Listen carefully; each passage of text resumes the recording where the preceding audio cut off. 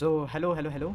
आज ये Flutter series का पहला वीडियो है और आज हम कुछ नहीं बेसिक सिंटैक्स के बारे में देखेंगे कि फ्लटर ऐप जब हम बनाते हैं तो फिर जो बेसिक रॉ कोड लिखना पड़ता है तो बहुत सारे लोगों को आता है लेकिन मीनिंग नहीं पता कि एक्चुअल में वो सिंटैक्स या फिर जो स्टेटमेंट लिखते हैं उसका मीनिंग क्या है, वो करता क्या है।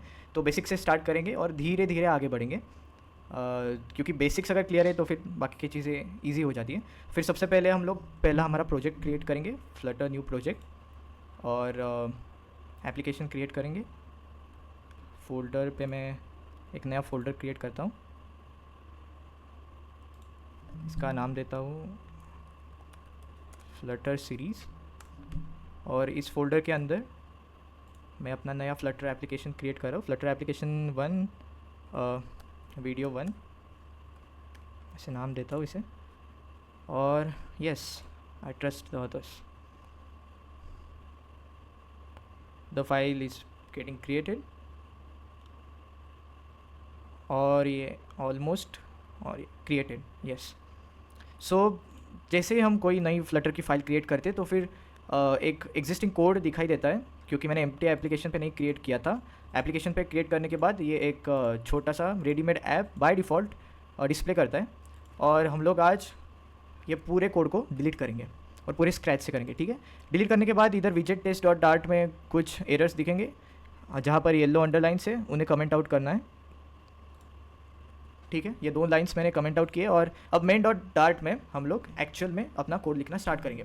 तो सबसे पहले एक तो जब आप ऐप बनाओगे कुछ तो तब कंप्यूटर को क्या बोलोगे कि सबसे पहले मेरे ऐप को रन कर। तो फिर मैं रन ऐप,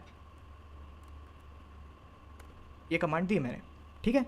लेकिन क्या सिर्फ रन ऐप से काम होगा? नहीं, कंप्यूटर को बताना पड़ेगा। लेकिन कंप्यूटर पूछेगा कि क्या करूँ भाई, क्या रन करूँ, कुछ तो दो। तुमने कुछ ऐप बनाया नहीं है, कुछ नहीं है और सिर्फ रन ऐप। तो फिर उसके लिए हम एक फंक्शन बनाएंगे जो कि बहुत ही बेसिक है, मेन फंक्शन। सो वॉइड मेन नाम का एक फंक्शन रहता है, वो क्या रहता है, क्यों रहता है, वो सब हम देखेंगे, ठीक है। Let me clear this up, बस देखना, हम समझेंगे, धीरे धीरे समझेंगे। मैंने वॉइड मेन दिखा है, अब ये क्या है वो देखेंगे, ठीक है। फंक्शन एक ऐसी चीज़ है, ऐसे समझो कि वो एक आइडियल स्टूडेंट है जिसे आप कोई भी काम दो, इनपुट दो, वो काम वो करेगा और बदले में आपको एक आउटपुट देगा। तो फिर जो इनपुट आप दोगे उस स्टूडेंट को या फिर फंक्शन को, तो उस इनपुट को पैरामीटर्स कहते हैं, जो यहाँ पर कर्ली ब्रैकेट्स दिख रहे हैं, सॉरी राउंडेड ब्रैकेट्स दिख रहे हैं, उन ब्रैकेट्स के अंदर हम लोग पैरामीटर्स देंगे। और फिर वो रिटर्न करेगा, मतलब कुछ काम करने के बाद वो हमें आउटपुट देगा। तो फिर वो आउटपुट किस प्रकार का आउटपुट है, वो आउटपुट को हम स्पेसिफाई करते हैं इधर टाइप से, कि अगर वो आपका आउटपुट इंटीजर दे रहा हो तो फिर इंट लिखते हैं बहुत सारी प्रोग्रामिंग लैंग्वेजेस में। अगर वो कैरेक्टर रिटर्न कर रहा हो तो फिर कैर लिखते हैं। अब वॉइड मतलब क्या? वॉइड मतलब वो कुछ नहीं रिटर्न करेगा, वो बस अपना काम करेगा। तुम इनपुट दो, वो काम करेगा और कुछ रिटर्न ही नहीं कर रहा है। तो फिर ऐसे चीज़ों में हम लोग वॉइड ये रिटर्न टाइप रखेंगे किसी भी फंक्शन का। तो void main is the main function, that is the root from where your code starts executing. तो फिर इस फंक्शन में हम लोग उसे ये काम देंगे कि भाई तू ऐप रन कर, ठीक है। मैं ऑल्ट और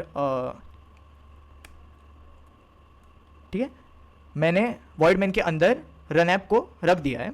ये क्या करता है कोड कि फ्लटर को बताता है कि मेन फंक्शन के अंदर जब तू कोड स्टार्ट करेगा एग्जीक्यूट करने के लिए, तब रन ऐप फंक्शन को कॉल करना। रन ऐप एक ऐसा फंक्शन है जो बाय डिफ़ॉल्ट तुम्हारे ऐप को रन करने में काम आता है। लेकिन रन ऐप का कुछ तो कोड होगा ना, लाइक वो कुछ तो बता रहा होगा कैसे रन करना है, क्या करना है। तो फिर वो कोड है कहाँ? वो कोड हमने नहीं लिखा है, वो किसी ने पहले से ही लिख रखा है। तो मैंने, अगर आप क्रोम में जाओगे और डॉक्यूमेंटेशन में run app function in Flutter डालोगे तो फिर ऐसा कुछ डॉक्यूमेंटेशन आएगा। ये डॉक्यूमेंटेशन में आपको साफ साफ दिखाई देगा कि वो calling run app will detach the previous root विजेट फ्रॉम, ये सब थियरी लिखी है। और एट द एंड आप देख सकते हो कि कुछ कोड लिखा हुआ है। इस कोड को समझने की ज़रूरत नहीं है, क्योंकि सब कुछ समझते रहोगे तो फिर कोड कब करोगे, ठीक है। तो फिर ये देखो, ये भी एक फंक्शन है रन ऐप। रन ऐप ये नाम है फंक्शन का, उसका रिटर्न टाइप भी वॉइड है और वो पैरामीटर एज एन इनपुट कुछ विजेट ऐप करके कुछ पैरामीटर ले रहा है, ठीक है। तो फिर इससे हमें समझ में आता है कि उसे विजेट देना है, वो कुछ काम करेगा और कुछ चीज़ें रिटर्न कर देगा। तो उसके अंदर जो कोड लिखा है वो यहाँ पर है, लेकिन हमारे VS कोड के अंदर नहीं है, ठीक है, ठीक है। तो फिर लेकिन वो कोड वहाँ पर लिखा हुआ है, हमारे VS कोड के अंदर नहीं है। तो फिर हमें वो कोड इधर लाना होगा, नहीं तो कंप्यूटर पूछेगा, वो VS कोड पूछेगा कि भाई कोड है कहाँ, सिर्फ नाम तो लिखा है लेकिन फंक्शन तो होना चाहिए। तो फिर इसलिए हम लोग उस कोड को इंपोर्ट करेंगे हमारे प्रोजेक्ट के अंदर। तो फिर इंपोर्ट करने के लिए हम लोग इंपोर्ट कीवर्ड लिखेंगे और बाय डिफ़ॉल्ट हमें इसके अंदर जो लिखना है लाइक उसका एड्रेस देना है कि तुम्हारा कोड जिस जगह पे है उस जगह का एड्रेस तुम्हें इंपोर्ट के अंदर देना है। तो फिर वो कोड जहाँ पर लिखा हुआ है उसे पैकेज कहते हैं, ठीक है। इनबिल्ट पैकेज मतलब पहले से किसी ने कोड लिखा हुआ है पैकेज के अंदर, उस कोड को हम हमारे प्रोजेक्ट के अंदर इंपोर्ट करेंगे। तो फिर मैं यहाँ पर लिखूँगा पैकेज, और पैकेज कॉलन करने के बाद मैं यहाँ पर फ्लटर लिखूँगा। फ्लटर लिखने के बाद बहुत सारे सजेशंस आएंगे। मैं फ्लटर के अंदर मटेरियल डॉट डार्ट नाम का ये बहुत बेसिक पैकेज है और बहुत इंपॉर्टेंट पैकेज है। इसके अंदर बहुत सारा कोड लिखा हुआ है जो हम लोग इंपोर्ट कर सकते हैं हमारे प्रोजेक्ट के अंदर। मैं इंपोर्ट कर रहा हूँ। अब देखना, अब वो एरर गया जो पहले दिखा रहा था रेड अंडरलाइन करके, लेकिन फिर भी रन ऐप के अंदर आप देख सकते हो